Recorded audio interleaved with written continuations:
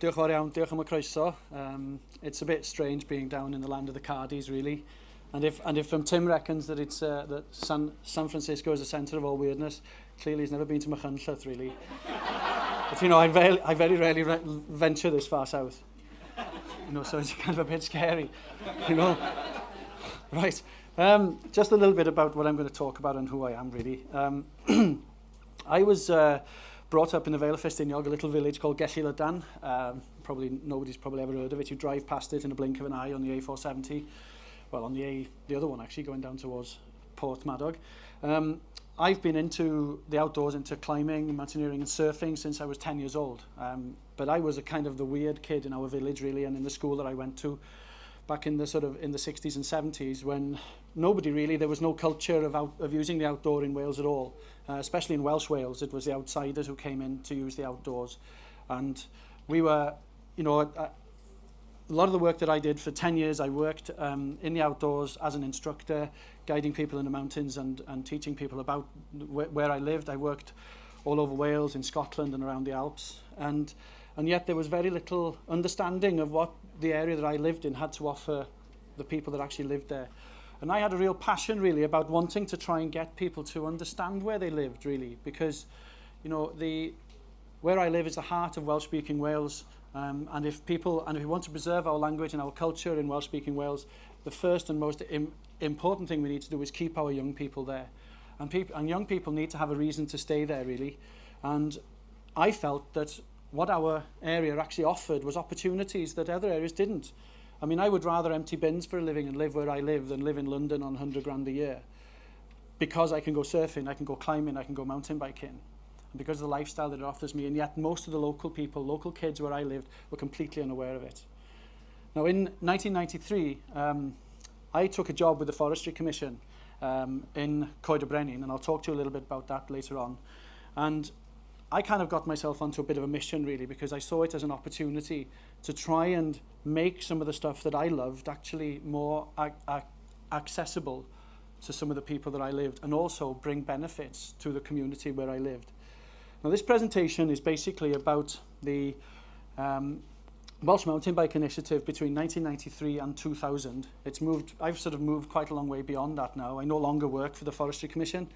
I work for myself now. I work around the world doing strategic trail planning and development on a fairly large scale. I've recently worked in the Czech Republic, the Japanese Alps, and in Israel, where we're working at sort of policy level. And all of that has come from what we did in Wales over a period of some years, a few years ago.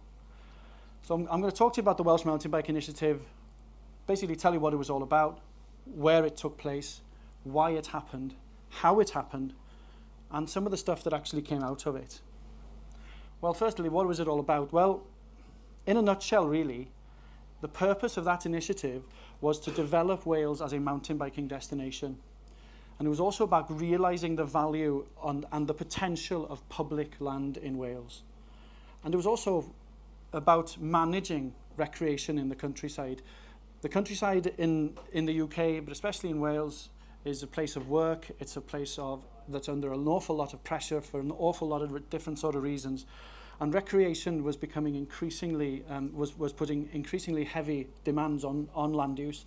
And there was a need to try and manage that wherever possible. It was also about bringing benefits to isolated and often actually quite deprived communities, not just in rural Wales either, and about putting Wales on the map. Most people actually, if you go outside of the UK, don't even know where Wales is. They have no idea. Most people in England probably don't, actually. So, where did it actually take place? Well, it happened on Forestry Commission land. You need to remember what the Forestry Commission is. The Forestry Commission basically owns and manages around 4% of the Welsh countryside. That's actually quite a lot, really. It doesn't sound like a lot, but it's an awful lot of land. And that land is actually public land. It belongs to the people of Wales. And the Forestry Commission is charged with managing that. And it actually has three objectives set to it by the government in the Forestry Act of 1921, as far back as that. It's to produce timber for the timber-using industries, to conserve wildlife and habitats, and to provide opportunities for public recreation. And it says in the Forestry Act of 1921 that the production, that those three things should bring benefits to rural communities. So all this mountain biking stuff took place on Forestry Commission land, and I'll explain why later on. The Forestry Commission had to be dragged kicking and screaming into it. Where did it happen? 5 different sites throughout Wales, and the whole idea was to try and develop 5 short break destinations. This was the strategic aim at that time. This isn't what all trail development is about. Trail development can be about all kinds of things, but it was about trying to create 5 short break destinations at 5 geographically different sites to access different parts of the markets, geographic markets, and to also reflect the variety of terrain and landscapes that we have in Wales. For a very small area, we have a massively diverse landscape. Why did it happen? Well, it really happened as a direct result of the development at Coed y Brenin, and I'll explain about those in a moment. And the outputs that were measured from that, what actually came out of it, that there was evidence of demand, there was opportunity, and crucially, the time was right. Now, the time was right because of the people who we got involved into the project. There was the Forestry Commission, but crucially, there was the Welsh Assembly government. The Welsh Assembly government, the new, nice, shiny government that we had down in Cardiff, they took control of the Forestry Commission and the Forestry Commission was the first major agency that the Welsh Assembly had total control over it. It got devolved from Westminster. So they said, right, Rhodri Morgan's got a lovely shiny toy for us to play with, the Forestry Commission. Let's see what the Forestry Commission can do. And the Better Wales agenda that the Assembly set, one of the few agencies who could actually maybe deliver on that was the Forestry Commission. So there was also other people involved in it, like local authorities, local community groups, and all that. So, talk about, but what was it all about? As I say, it was about developing Wales as a mountain biking destination. Back in the 1990s, in about 1993, before 93, Wales wasn't really known as a destination for mountain bikers. Sure, people came mountain biking here, but it actually had quite a negative image amongst mountain bikers. You know, sheep, rain, slate, that kind of stuff. You know, it's not far from the truth, it has to be said. But you know, what can you say? But you know, it didn't have a great image. So I mean, basically, it had the image of the sort of riding you had was big, epic riding like this up on the mountains. That you needed to be pretty fit, you needed to be pretty capable, or it was quite difficult to find. But there was great potential in Wales, a huge amount of it, especially when you consider the amount of public land that there actually is in Wales. As I said, it was also about realising the public value, the value or the potential value of public land. As I say, the Forestry Commission was the largest landowner in Wales. We've talked about what the Forestry Commission's raison d'etre is, and this thing about increasing the value of public forests to the people of Wales can come in all sorts of sort of guises. The people who were involved with this were the people from health, from tourism, all kinds of people. And what this project was all about was hitting all of those things. When we talk about managing recreation, one of the things that we really have to deal with in Wales is that we're not a wilderness. As much as some people would like to think of places like the Brecon Beacons and Snowdonia as a wilderness, they're not actually a wilderness at all. All of the land is used for something here. Wales is subject to incredibly intensive land use of lots of different sorts. We've got forestry, agriculture, mining, industry, housing, water abstraction. All of that land is actually used for that in some shape or form, and generally subject to an awful lot of constraints. And recreation is trying to take place on top of this. And very often what we have is that recreation is actually happening on trail systems, on tracks and paths and trails, whose primary function is actually land management. What they're there for is actually to give the people who are managing that land and using that land access to that land. And what we're trying to do very often is use that as our recreation infrastructure. And recreation was coming into conflict with land use, especially, increasingly, mountain biking. There was an awful lot of unsanctioned trail building starting to take place, which actually showed an evidence of demand, really. So people, the trails that we had obviously weren't meeting people's needs because they were going to build on their own. This is a good example. This is Tumbarlwm down in South Wales. Anybody know Tumbarlwm down in Cwmcarn? And that's like kind of the back end of it. And that's basically motorbikes and bikes and all the rest of it riding over the top of Tumbarlwm. It's a Bronze Age hill fort, you know. Now that's crazy. That people are actually that something such a treasure really is actually being used by people for recreation. And any kind of recreation, doesn't matter what it is, going for a walk in the woods, riding a mountain bike, riding a motorcycle, it all has some kind of impact. And it was about trying to manage that impact really on the land use, on the environment, and on some of those sort of sensitivities. The other thing was trying to bring benefits to communities. There were an awful lot of us for many years felt in Wales, those of us who were involved in the outdoors, we kind of knew really that outdoor recreation was actually very, very valuable to Wales. It was foot and mouth that actually made people aware of that. But before that, there was an awful lot of us that were saying exactly the same thing. Those of us that were involved in the outdoors. I worked in Vale of Brenin for 5 years, the National Mountaineering Centre. I was the first Welsh-speaking instructor ever to work there. And I think they've only ever had 2 since then. Now that's crazy. Why aren't local kids, actually local Welsh kids, picking up those skills and using them to their benefit? And why is it that places like Vale of Ffestiniog and Dolgella were deserted on a Saturday night when we were surrounded by mountains, lakes, beaches, rivers, all of these things? And I was determined that we were going to make that asset bring benefits for local people. But there was also a thing about getting local people to use their environments, as I say, to appreciate where they lived, to learn and understand and connect with it better. But why did it happen? Well, I'm going to rewind a little bit now, really. In 1993, I was employed on a short-term contract by the Forestry Commission. I had started to do my guide's certificate, my mountain guide certificate. That's my big plan. But I didn't have enough money, and I was working in outdoor centres and didn't have enough money. So I thought, well, fixed-term contract with the Forestry Commission as a recreation ranger, 2 years, regular wages, nice long holidays, perfect. But when I got there, I thought, wow, what an opportunity this could be. Because what they said to me I had to do was, here's Coed y Brenin Visitor Centre. We want you to get more people to come to the visitor centre. Oh, and by the way, you've no budget, you've no resources, and you're on your own. Because basically what the agenda was, I had actually been set up to fail. I've had this from the horse's mouth. The person who actually employed me told me this 3 years ago, that they wanted, the agenda at the time was to close Coed y Brenin Visitor Centre.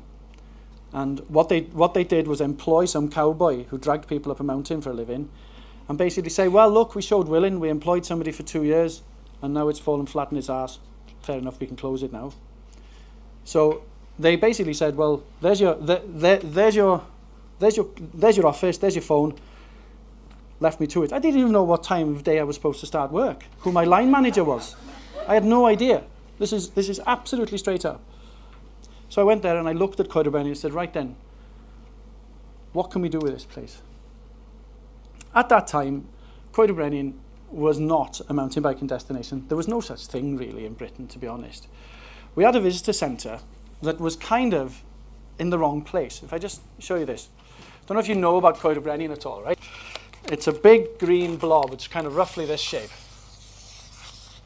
Right? It's got the A470 coming straight down the middle like that. And then it's got the Afon Eden and the Afon Mawddach coming like that. And the visitor centre was there. All the nice bits of the forest are actually down here. Right? Now the visitor centre, what it actually was, it's never been a proper visitor centre.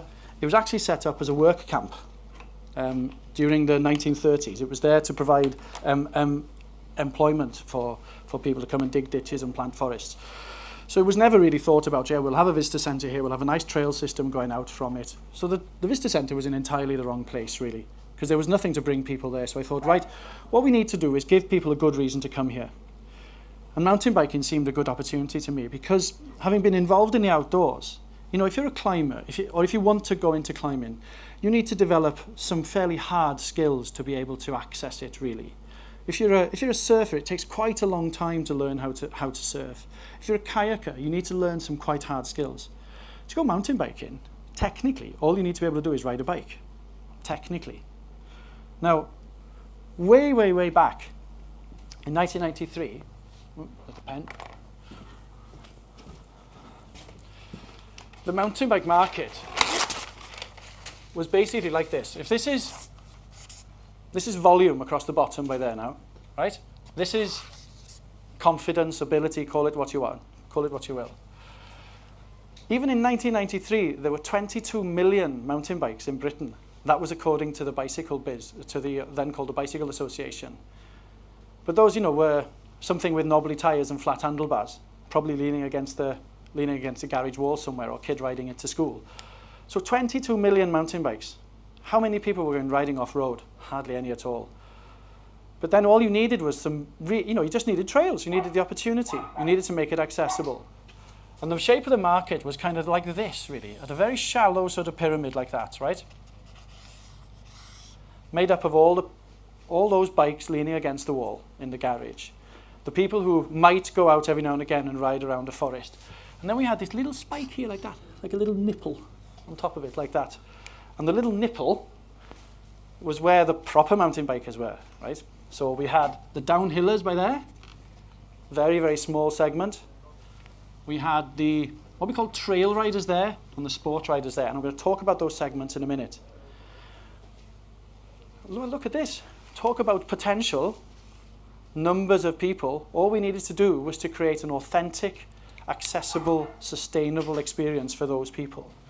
We'll talk about that in just a minute. With that in mind, right, the crucial thing was, at that time, also, the Coed y Brenin was not anybody's primary reason for visiting North Wales. They came to North Wales and might go to Coed y Brenin when they were there, if it was raining, or they wanted a cup of tea, go and empty the dog or something. But they didn't come to North Wales. You know, they didn't come to North Wales to go to Coed y Brenin. I wanted to change that, really. So I saw, looking at that sort of breast-shaped thing, it was an opportunity. Mountain biking was a clear opportunity, but it was also a potential problem because there was a huge lack of understanding from managers. Most managers, in land managers back then, saw mountain biking as a huge problem because it was a pain in the ass, because they were either digging their own trails or they were charging around forest roads, getting in the way.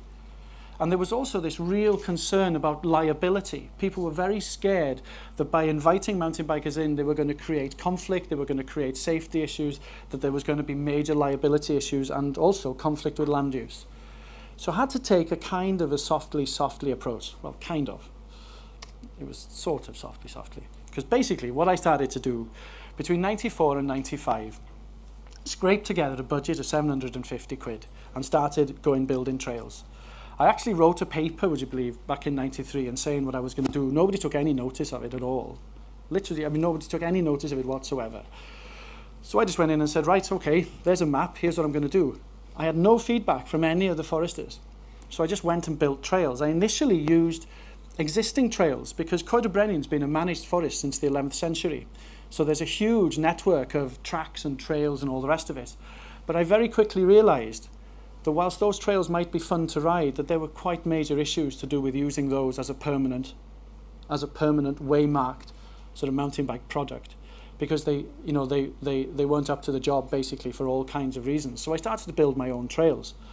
And initially I just started building the kind of stuff that I like to ride on, really. You know, just fun sort of single track. And then that also quickly transpired when they started to fall to bits. They needed to do this properly, really. So I started to develop partnerships because I had no resources. I started to develop partnerships with training agencies. There was one called Drive for Youth, which was based in Tywyn in Mid Wales, which worked with long-term unemployed people. So we worked on a project basis with those guys where we would have a team of their guys for like 2 weeks at a time. We worked on a project basis. We actually worked on a long-term program with them. We worked with the Ford Motor Company. We got their apprentices involved as part of their team building program. We got the military involved. We got the officers training school, RAF officers training school involved in, again, not using these guys as slaves. We were actually kind of going, here's your aim, here are the resources, here are the standards, you know, and you know, like, work as a team to try and achieve this within a short space of time. Now, what I then started to do, because we literally had no money even for waymarkers. I had no money for nails and hammers, and you know, we needed to have tools, we needed to have stone, we needed to have all kinds of things. So the only source of funding was from commercial sponsors. We went to, via a contact of mine who was working at the cafe at the time, Sian Roberts, who was racing as part of the Giant team. We went through her team manager through to Red Bull and asked Red Bull, do you fancy sponsoring a trail? Like, nobody had ever done that before, so they were kind of skeptical. So they gave us 1,800 quid. And the 1,800 quid bought us a pile of tools, some wheelbarrows, and then they also donated a little bit more in terms of that they paid for waymarkers and for a leaflet. That then started to give us magazine space, and we got more sponsors from Carrymore, from MBR and the rest, and the visitor numbers started to increase. What I also started to do then at that time was to carry out visitor monitoring and evaluation. This was really important because I needed to actually basically tell people, explain who the mountain bikers that were coming to Coed y Brenin actually were. They weren't the kind of Pepsi Max guys with piercings and tattoos and the big baggy shorts. These were basically ordinary people, middle-class people essentially, really, who were coming, and they had stacks of wonga, you know, they had loads of money. And they did, you know. They had far more, you know, these guys turning up. When we opened the Carrymore Trail, the day we opened it, we had the chief executive of the Forestry Commission. We managed to drag him there on a Saturday to come and open the trail. And his main comment to me was, at the end of the day, and it was a normal Saturday, and he sort of said, my God, have you seen the cars these people are driving? You know, because he was expecting roughnecks, you know. He was expecting, you know, young lads terracing around the woods. He wasn't expecting middle-class couples riding around in the forest. And you say, my God, look at the cars they're driving. So understanding the market was really important, and dispelling the myths as well. But the key thing that we found was that these were not hardcore mountain bikers. These are not the top of that. These are not the nipple on the breast on the pyramid. Do you know what I mean? They're down in there. But what they wanted was an authentic, accessible experience. They wanted proper mountain biking. Now, I haven't got the hard data here, but in 1994, there was roughly 16,000 visitors coming to Coed y Brenin, right? By 2001, there was 150,000. And 84% of those visitors were mountain bikers. And 75% of the mountain bikers coming to Coed y Brenin were weekend visitors. The knock-on effects were fairly significant. The big thing for me was that we'd suddenly made Coed y Brenin the primary reason for people to come to North Wales. It was their primary reason for visiting Coed y Brenin. The average spend per head, it sort of speaks for itself. And then what started to happen was that the service sector started to develop around it. But you know, that's sort of okay. I'll talk a little bit more in a second actually about what I was going to say. But what Coed y Brenin showed was that, first of all, the market was actually segmented into cohorts or to market segments, and that there was potential for growth in particular parts of the market, right? And that could bring with it really significant economic impact. And all of this stuff started to fit in with my kind of underlying agenda of starting to bring benefits to Wales and to the communities. But understanding our market was crucial. These were the segments, right? I'm going to fly through these because I don't want to bore you to death. But basically, the segments were trail riders, as we called them then. And these are skilled outdoor enthusiasts. They're fit people, predominantly male, predominantly middle-aged, often members of pressure groups, members of things like CTC or IMBA. They'll want challenging rides like this. This is the Pont Sgethin Trail down on the southern end of the Rhinog. So they'll be riding on the rights of way. These guys think that they are the mountain bike market, but they're actually only a very small part of it. They're the hardcore, if you like. But they think that they're representative of mountain biking, but they're actually not. Next one is sport riders, and these are basically cyclists as opposed to outdoor people. So these guys are sort of, you know, they're involved in other disciplines of cycling like cyclocross or road racing, time trialing, all of that kind of thing. Nearly always members of clubs, much more likely to be male, very fit, very skilled, but actually have very limited outdoor skills. An awful lot of mountain bike racers are not that aware of the outdoors, not because they're cyclists, you know, they're not sort of mountaineers or anything, they're cyclists. And then we got free riders and downhillers. Even back then they existed, and at that time they were a small segment. They're still a small segment. People think that this is a growing segment. It's only growing very, very small, in a very small way, but proportionally, it's still roughly the same. Incredibly difficult to manage. These are the guys who, you know, build sick stuff in the woods to throw themselves off. But this was the bulk of the market. This was the enthusiast market, right, that we were looking at. At that time, you know, back in the early 90s, they were maybe kind of here, let's say. But what I wanted to do, right, I reckon, and what we actually did do in the end, was that we changed the shape of the market into something like this. The free riders and downhillers are still up there. The trail riders have probably got a wee bit bigger. Racers have actually got, there's fewer people doing cross-country racing now than there ever was. And then we've got this huge big wodge of people in the middle of the enthusiasts. Really varied, you know, people who, massive variation of ability and skill and fitness and all the rest of it. But what we've done is unlock that market, right? Now what I felt was that market, even at that time, showed huge potential for growth. And what I decided to do was to develop a strategy for the Forestry Commission in Wales that specifically targeted that group of people to try and develop authentic, accessible trail products at key locations that enabled that to happen. At that time, the only enthusiast mountain bike market pretty much in Britain was Coed y Brenin, really. There was nowhere else in the UK. The Forestry Commission was the best placed organisation to do that because it owns the most land, and it's supposed to do this shit anyway. The Welsh Assembly is telling it to do it. So a strategic decision was taken to develop trail products for those enthusiasts with the support facilities. And that happened by, we set up an organisation called the Cycling Wales Action Group, it was called. And that was basically a partnership between key agencies like the then Wales Tourist Board, local authorities, the CTC, and that led to the development of a strategy, of a cycle tourism strategy for Wales, of which mountain biking was one strand. And that strategy, moving up a gear, was launched in 1999. And funnily enough, I had my own strategy to bolt straight onto the side of it. It's funny that, really. But, you know, it was just so happened that we had my strategy and moving up a gear in exactly the same place, and one lent weight to the other. I'm going to whiz through that quickly.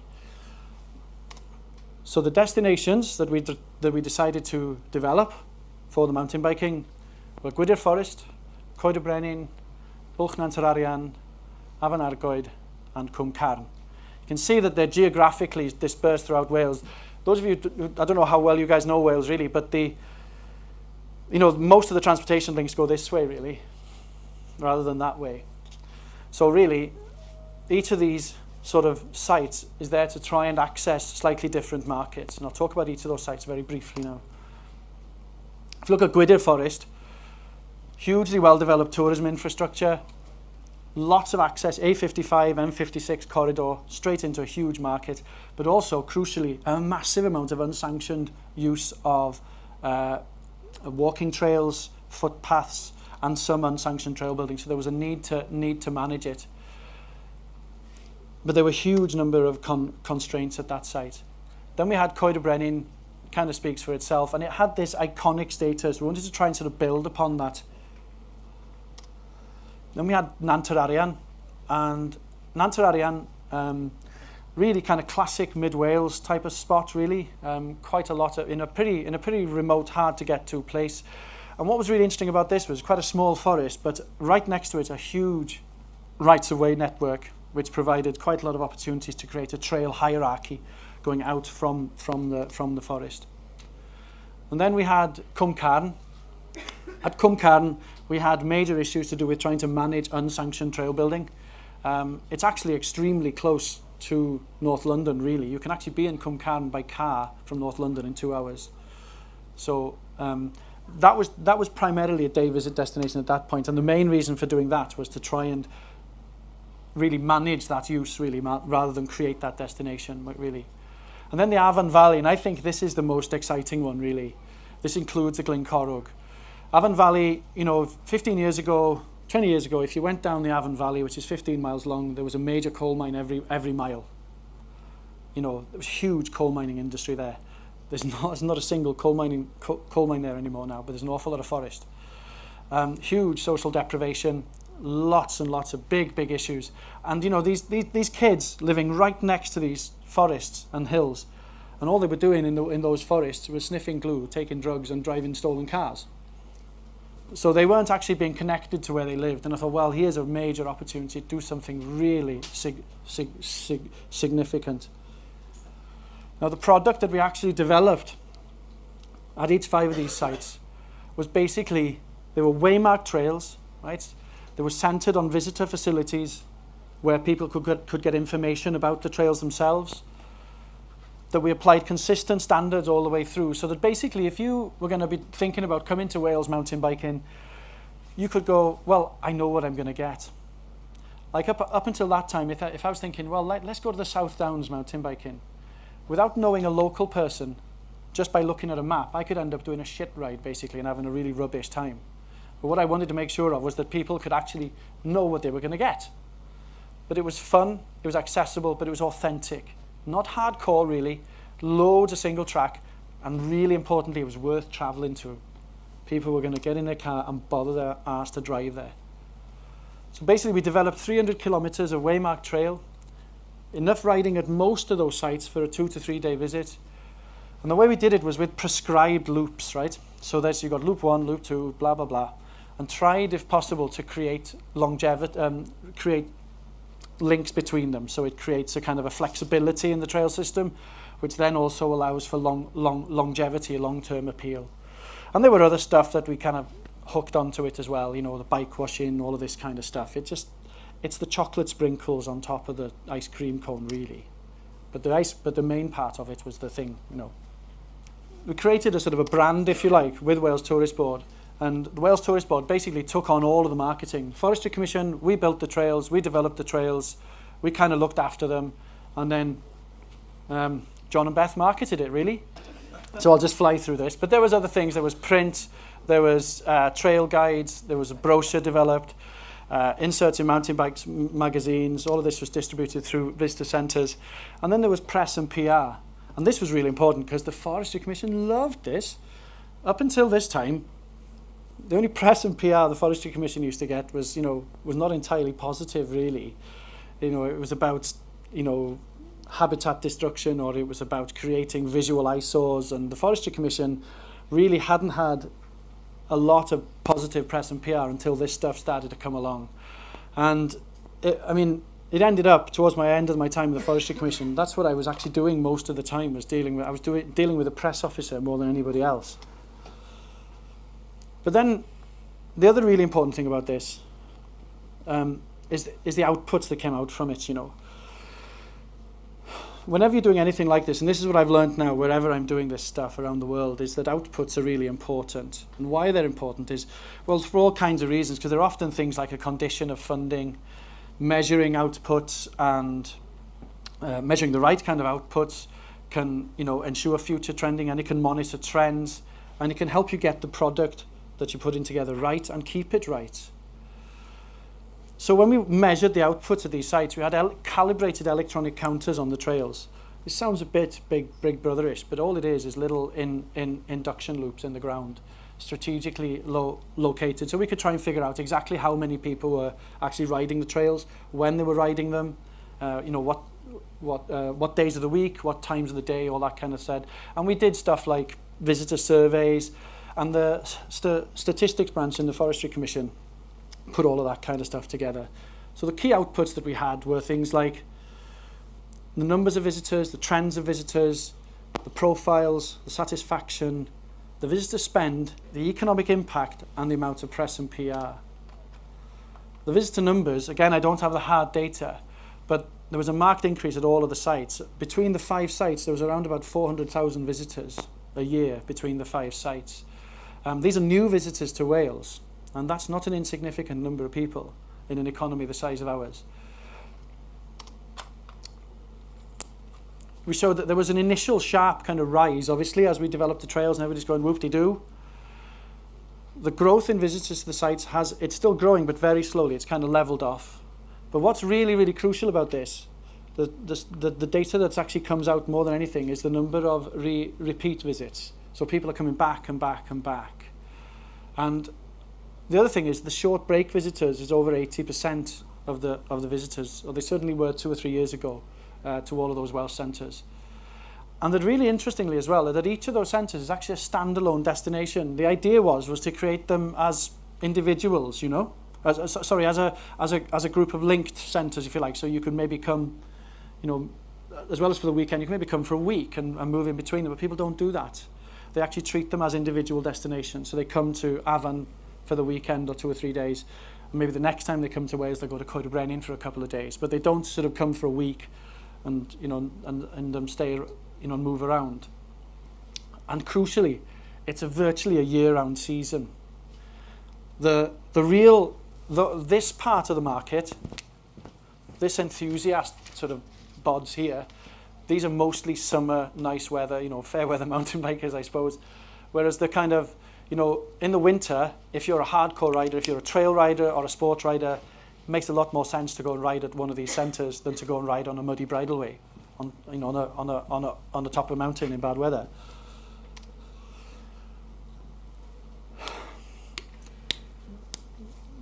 The visitor profiles, yeah, this is sort of quite interesting, really. But also, there's anecdotal stuff coming out of this because, as I said, I brought up about 10 minutes from Coed y Brenin.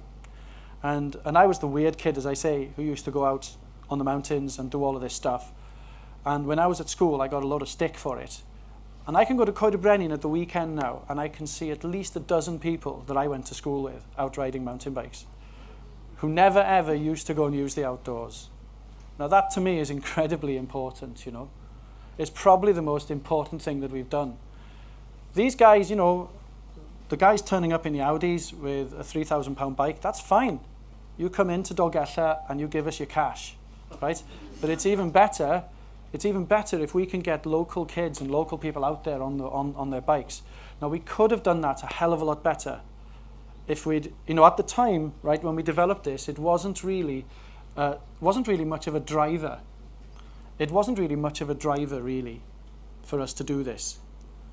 But increasingly, I think it needs to be for what we're doing with trails. And a lot of the places that I worked around the world, working in Israel at the moment, where we're actually trying and get some of the Palestinian community to actually get into the countryside and use them for recreation alongside their Israeli neighbours. So trails can actually be a powerful thing. I'm going to whiz through this because I've only got 2 minutes. Visitor spend at Coed y Brenin, that is. You might be interested in that, very, very briefly. I'm going to whiz through this. The other big outputs for me, when we built these trails, we employed 57 people for a year, and all of those people had been unemployed previously. And what we did was, one of the reasons why we were able to build these trails so cheaply, build so many, was that we went via the New Deal, basically, essentially. So we would get a training agency. The training agency would employ the trail crew. I would employ the trail crew, and the training agency would get the New Deal money, and I would pay the balance from my budget. So we had loads and loads of training. Like as I said, those guys left that project with NVQs in dry stone walling, all of this kind of stuff. Most of them left with digger driving tickets. All of them left with chainsaw brush cutter tickets. Really important stuff. And crucially, we also developed partnerships with community groups. And we've also woken up a lot of community groups in Wales to the fact that trails and the countryside can actually be an asset for them. Like Glyn Corrwg is an example, Penmachno and Davies. Right, oh, somehow I've got another, yeah. But the lessons I've learned from this, right, this all sounds a bit kind of up its own arse a bit really, but the most important thing is that whenever I do something like this now, I actually make sure I have a clear frame of reference for what I'm doing. Because a lot of the time when I was doing this in Wales, I was making it up as I was going along. It's as simple as that. And now I try and make sure that I have a clear frame of reference and that I'm really clear about what it is I'm trying to do, what the client wants, what the people are trying to achieve by developing these trails. That we need to understand the market, we need to tailor the trail products, the trail systems that we're, to meet those needs. We need to choose the sites that we're doing this in so carefully because trails can have such a lot of impact. They can have positive impacts, but they can also have very negative impacts if they're done in the wrong way, in the wrong place. Partnerships are absolutely essential. And you have to spend more time planning than actually building the trails. So in conclusion, really, if we're talking about actually developing anything like this again, what I try to do now, those are my key points, really. Understand the market, know about trails and design, think strategically, partnerships, and measure outputs. And basically, what I hope that presentation demonstrates is that, first of all, I think that trails can be an important thing. They connect people to landscapes, they connect people to places, they connect people to environments. They can bring all kinds of benefits, economic benefits, socio-economic stuff. They can also have quite big negative impacts as well as big positive impacts. Now, I did all of this by the seat of my pants. It gave me a nervous breakdown, literally. So it's hard. And going back to Tim's point, if you're going to, he was saying you are going to shake the tree, you are going to piss people off. But I think it's worth it, basically, because I think we've now, whilst Wales might not be the be-all and end-all of mountain biking destinations, doing what we did there actually changed what the Forestry Commission does. It changed what the Forestry Commission does fundamentally throughout the whole of the UK. Forestry Commission is no longer about just growing trees, growing sticks to make toilet paper. It's actually now about caring for and looking after an asset that belongs to the people and bringing benefits to the people that actually live in and amongst those forests, both the local community and the wider community. And that's it.